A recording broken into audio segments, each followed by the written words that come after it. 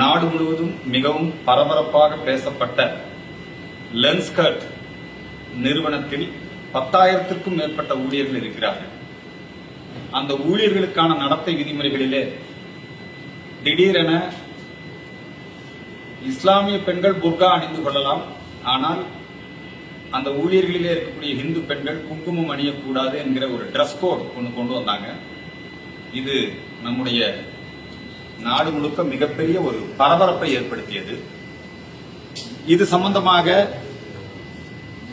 இந்து அமைப்புகள் எதிர்ப்பு தெரிவித்த காரணத்தினால் உடனடியாக அந்த நிறுவனம் அந்த விதிமுறைகளை திரும்ப பெற்றுக்கொண்டு அவரவர் இயல்புக்கு ஏற்றபடி அவரவர் மத உணர்வுகள் புண்படாத வண்ணம், குறிப்பாக இந்து பெண்கள் குங்குமம் அணிந்து வருவதற்கு எந்த தடையும் கிடையாது என்று விதிமுறைகளை மாற்றம் செய்திருக்கிறார்கள். ஆனாலும் நேரடியாக இந்த லென்ஸ்கர்ட் நிறுவனத்திலேயே கோவையிலே நேரடியாக வந்து அவர்களிடத்தில் அந்த ஸ்டாஃப்ஸ் கிட்டலாம் விசாரிச்சு இப்போ அவங்க புதிய விதிமுறைகளை மாற்றிருக்காங்க. அதை இப்போ நம்ம போட்டோ எடுத்துக்கிட்டோம், பிடிஎஃப் எனக்கு கொடுப்பாங்க. விதிமுறைகளின்படி அந்த ட்ரெஸ் கோட் மாற்றிருக்காங்க. ஆகவே இங்கே இந்து பெண்களுக்கு குங்குமம் வைத்துக் கொள்வதற்கோ பூ அணிந்து மங்கள சின்னங்களோடு வருவதற்கோ எந்த தடையும் இல்லை என்கிற ஒரு நிலை இருப்பதை இங்க இருக்கிற ஸ்டாஃப்ஸ் கிட்ட கேட்டபோது அவங்களும் விசாரிச்ச போது தெளிவுபடுத்தியிருக்காங்க. தொடர்ந்து நம்முடைய பாரத நாட்டில் பல்வேறு நிறுவனங்கள் செக்குலர் அப்படிங்கிற போர்விலையும் மதசார்பற்ற தன்மை, ஹிந்து அடையாளங்களை மட்டுமே அளிக்கக்கூடிய முயற்சி நடைபெற்றுக் கொண்டிருக்கிறது. இந்த லென்ஸ்கர்ட் நிறுவனம் அதோட ஓனர் பேர்லாம் பார்த்தேன், எல்லாம் பூரா ஹிந்து பேரா இருக்கு. அந்த நிர்வாகிகளும் பலரும் இந்துக்களாக இருக்கிறார்கள். 10,000க்கும் மேற்பட்ட ஸ்டாஃப்ஸ்ல கொஞ்சம் பேர் இஸ்லாமிய பெண்களும் இருக்கிறார்கள்.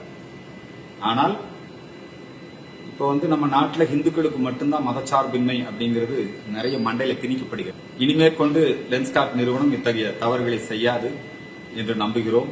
இங்க விசாரிச்சதுலையும் இவங்கெல்லாம் நல்லா படிச்சவங்க, இந்த கோயம்புத்தூர் சார்ந்தவங்க இங்கேயே நிறைய பேர் 20க்கும் மேற்பட்ட ஸ்டாஃப்ஸ் இருக்கீங்களாங்க.